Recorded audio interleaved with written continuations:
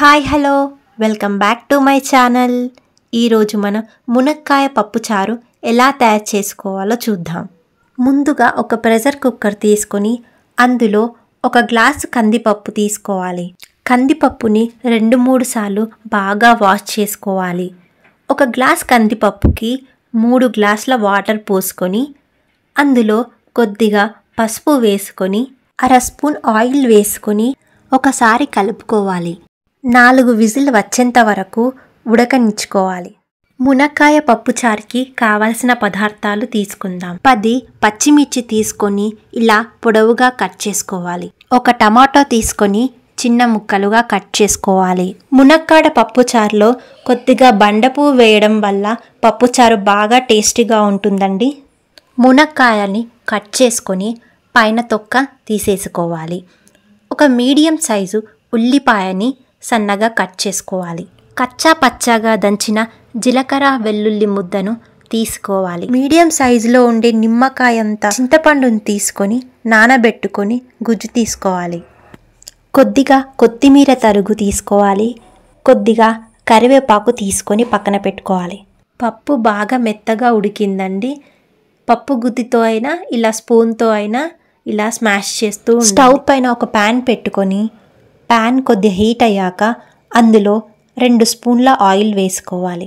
Oil వేడయ్యాక అందులో కొద్దిగా బండపువ్వు, 1/2 స్పూన్ ఆవాలు వేసుకోవాలి. 1/2 స్పూన్ జీలకర్ర వేసుకోవాలి. మనం ముందుగా పొడవుగా కట్ చేసి పెట్టుకున్న పచ్చిమిర్చిని వేసుకోవాలి. ఆనియన్స్ ముక్కలు కూడా వేసుకొని ఒకసారి కలుపుకోవాలి. కొద్దిగా కరివేపాకు కూడా వేసుకొని ఒకసారి కలుపుకోవాలి. ఇవి లైట్గా ఫ్రై అయ్యాక మనం ముందుగా కట్ చేసి పెట్టుకున్న మునక్కాయ ముక్కలను ఇందులో వేసుకోవాలి. ఒకసారి కలుపుకొని ఇవి బాగా ఫ్రై అయ్యాక ఇందులో మనం ముందుగా కట్ చేసి పెట్టుకున్న టమాటా ముక్కలను వేసుకోవాలి. ఒకసారి కలుపుకొని 1/2 స్పూన్ పసుపు వేసుకొని ఒకసారి కలుపుకోవాలి. ఒక 5 నిమిషాలు మూత పెట్టేసుకొని చిన్నని మంట పైన మగ్గించుకోవాలి. 5 నిమిషాల తర్వాత ఒకసారి మూత తీసి చూద్దామండి. ఒకసారి కలుపుకొని మనం ముందుగా దంచి పెట్టుకున్న జీలకర్ర వెల్లుల్లి ముద్దని 1/2 స్పూన్ వేసుకోవాలి. ఒకసారి కలుపుకొని 1/2 నిమిషము కొద్దిగా ఫ్రై చేసుకోవాలి. మనం ముందుగా పక్కన పెట్టుకున్న చింతపండు జ్యూస్ని ఇందులో వేసుకోవాలి.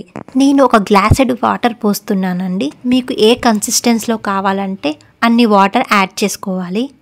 ఒకసారి కలుపుకొని నేను 1/2 స్పూన్ ఉప్పు వేస్తున్నానండి. మీ రుచికి తగ్గట్టు ఎంత ఉప్పు కావాలో అంత వేసుకోండి. ఒకసారి కలుపుకొని ఒక 5 నిమిషాలు మూత పెట్టేసుకొని మరిగించుకోవాలి. 5 నిమిషాల తర్వాత ఒకసారి మూత తీసి చూద్దామండి. మనం ముందుగా ఉడకబెట్టుకున్న కందిపప్పుని ఇందులో యాడ్ చేసుకోవాలండి. ఒకసారి కలుపుకొని బాగా ఉడకనివ్వాలండి. పప్పుచారు బాగా మరుగుతున్నప్పుడు కొన్ని కరివేపాకు ఆకులు వేసుకోవాలి. 1/2 స్పూన్ జీలకర్ర వెల్లుల్లి ముద్దను వేసుకోవాలి. 1/2 స్పూన్ కసూరి మేతిని క్రష్ చేసుకొని వేసుకోవాలి. టేస్ట్ చాలా బాగుంటుందండి. ఒకసారి ట్రై చేసి చూడండి.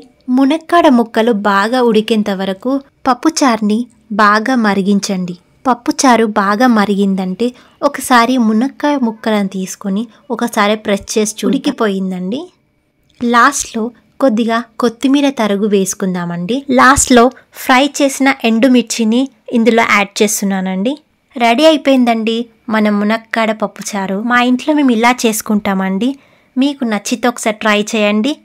ఎలా వచ్చిందో కూడా ఒకసారి కామెంట్ చేయండి. లైక్ చేయండి, షేర్ చేయండి, సబ్స్క్రైబ్ చేయండి.